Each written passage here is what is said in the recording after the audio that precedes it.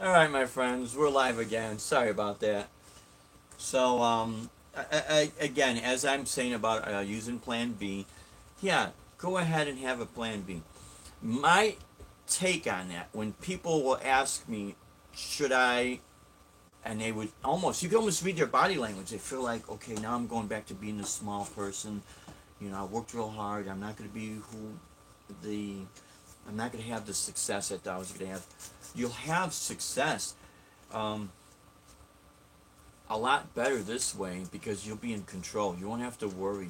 You know, only a fool is going to screw themselves over.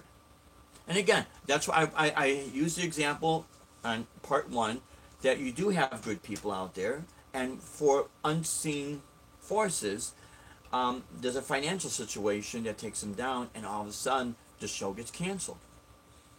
You know, so there's good people there, but then you have the bad people too, and then you have the fishers. I call them the fishers. I just thought it was because to me, what the fishers are, you have a band and you got a good band and then you got a good vocalist, and let's say the vocalist has been over the years been feeling more and more comfortable and but still loves the band and is able to get more and more of a audience contact, you know what I mean.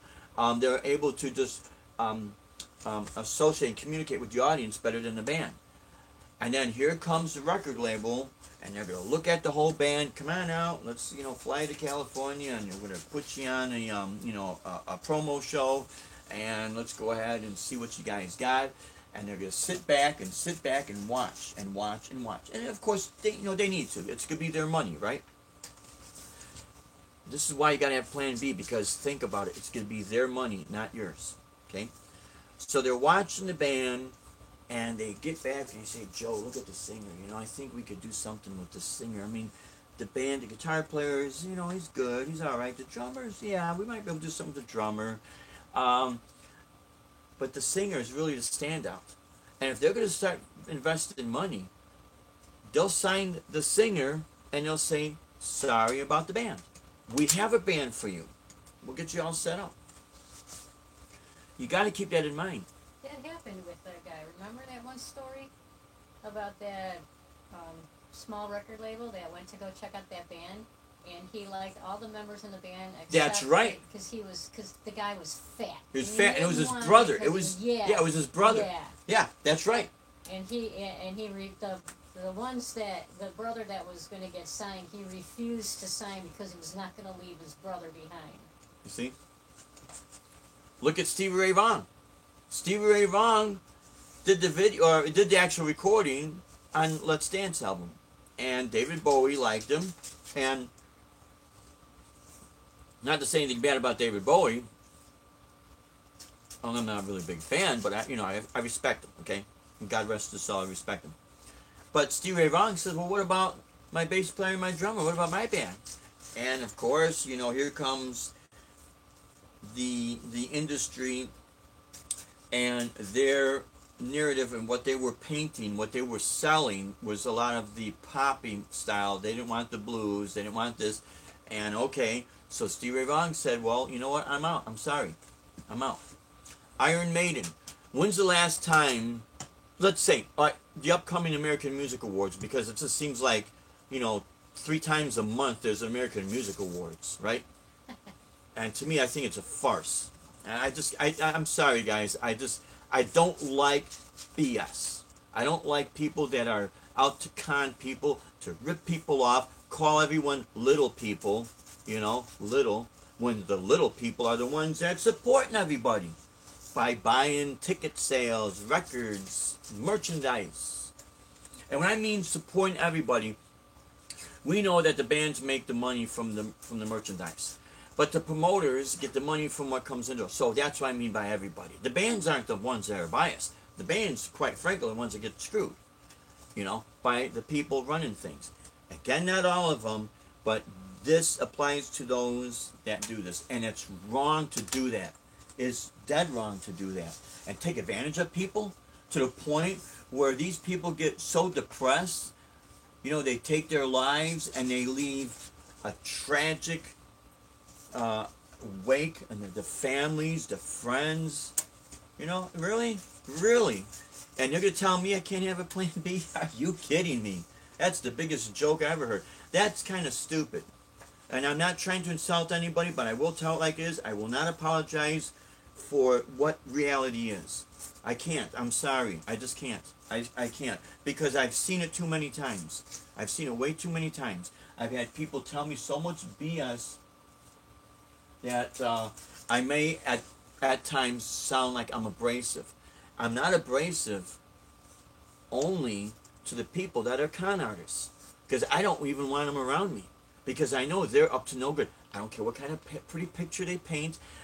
You know, one guy is telling me that he knows this person that's from basically the Has-Been tour, okay?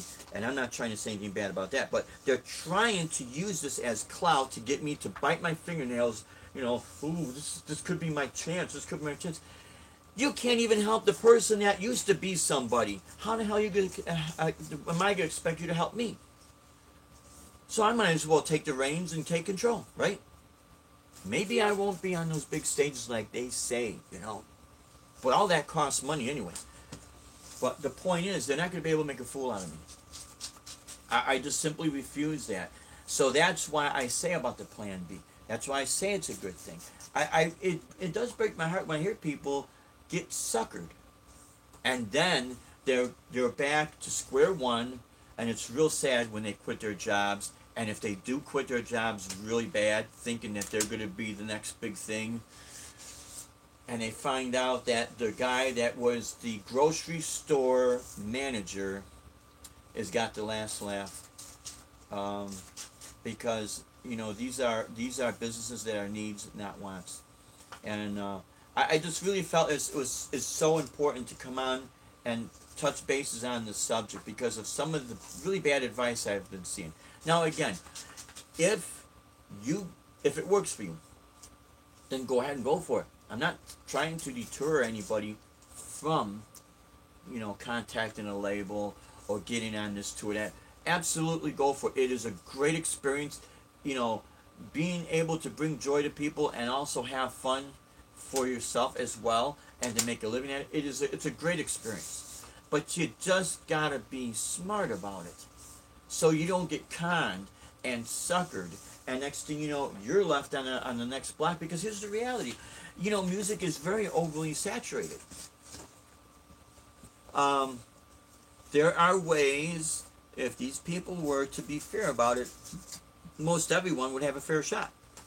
The good people, the people that really work hard, who really have the talent.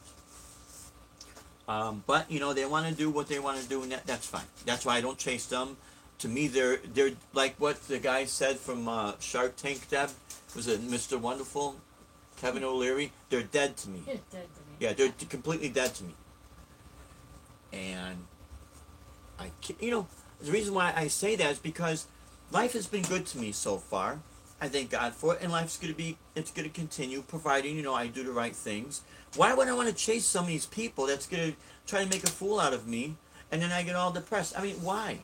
For what? You ain't gonna take it with you when you go. The only thing you take with you is your conductivity, and that right there should be something that for people out there watch this. If your mind is up to try to rip somebody off, always think about that, because you will screw yourself in the end. Because if you have a track record of 50 years of screwing people over, you do, no matter how much good you do one bad thing, and especially really bad thing, that wipes out all the good. So if you got years of screwing people over and people become wise to it, you're done, man. You will have to leave town. You'll have to change your name and hope that no one recognizes you, because you will be done. You could only fool so many people so long, and then when you're exposed, that's it. You will never be trusted again. Even if you turn over a new leaf, you will have to work that extra hard to gain that trust, and you may never gain it 100%. So that's what I can't understand. Why even bother to try and screw somebody over? Now, what does this have to do with Plan B? This has to do with Plan B so you're prepared, so that you could be, your Plan B is you taking charge, so you can watch these people. Because I'm telling you, man, from experience, and I'm sure there's a lot more of you out there that have tons of more experience than me. You know, I just feel a need to say this because of what I've been seeing, and I just not right.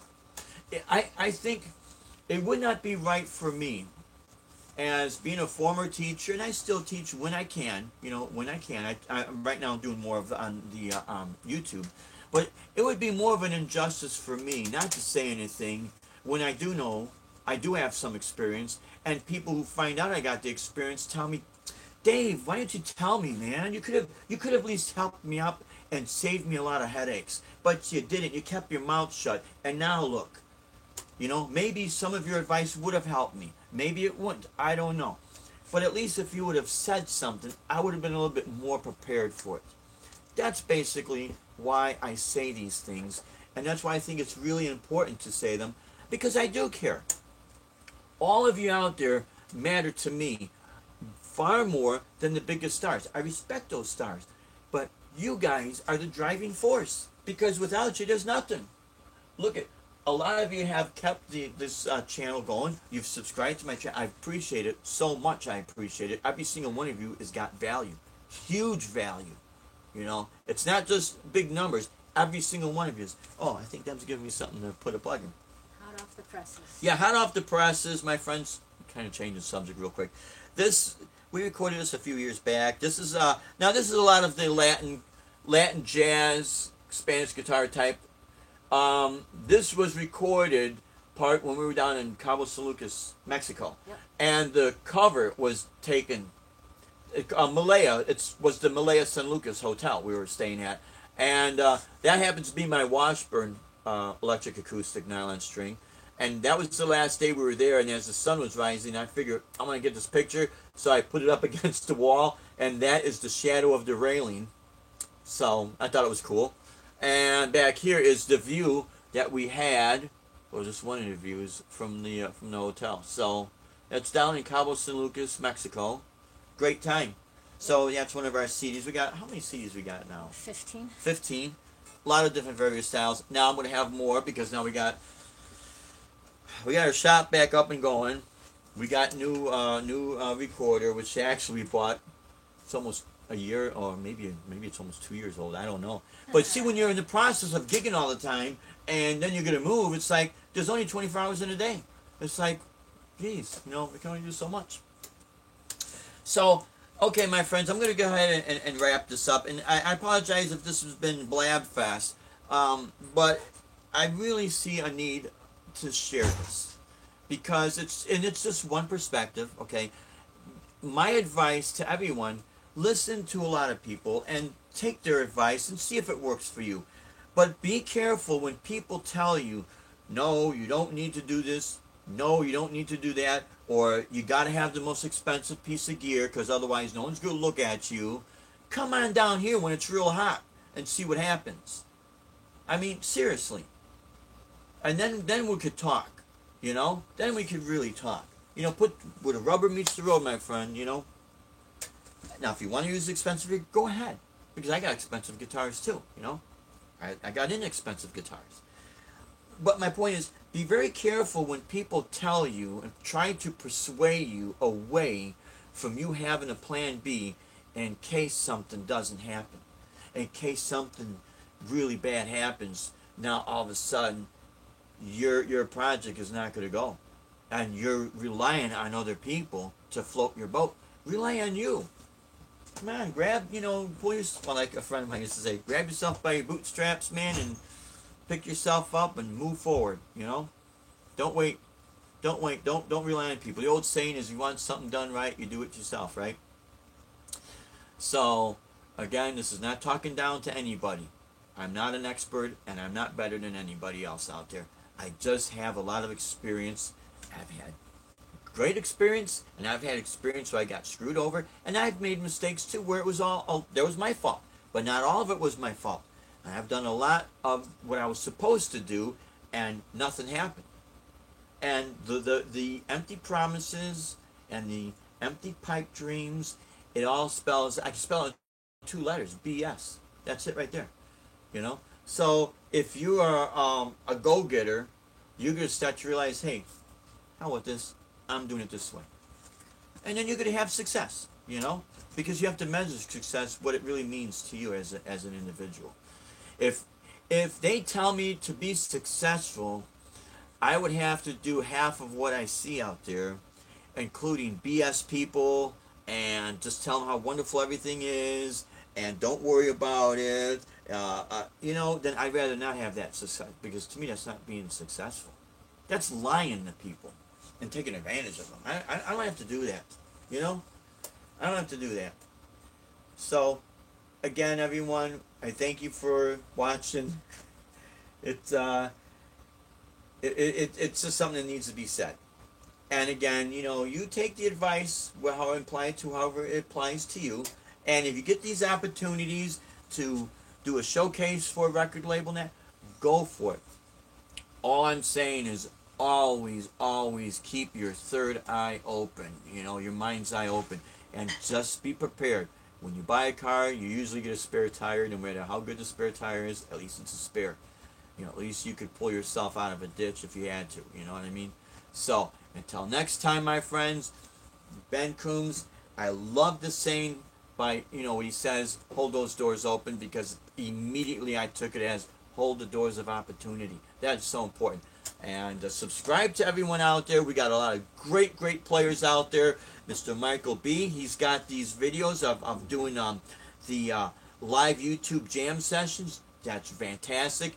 We got Mr. Joe Wench, which I love his playing. He's a great guy. He's the first guy that I was able to check out and start the live chat to. The Joe Wench Project. Check it out. Jim Dietrich, our Metal Stage podcast. Adam EVH, you guys rock. Sinner, R2R3 Locking Nut. Thanks for all your advice with this, man. Mr. Bruce out there. Showman Blues will be playing tonight at the Blue Monkey, so come on out if you can. Don't worry about it. We're streaming it live. So we will be streaming live tonight from the Blue Monkey. There's a couple new songs I'll be playing and that. So until tonight and until next week, you guys stay safe, and may God bless you, and rock and roll, my friends. Take care now. Bye-bye.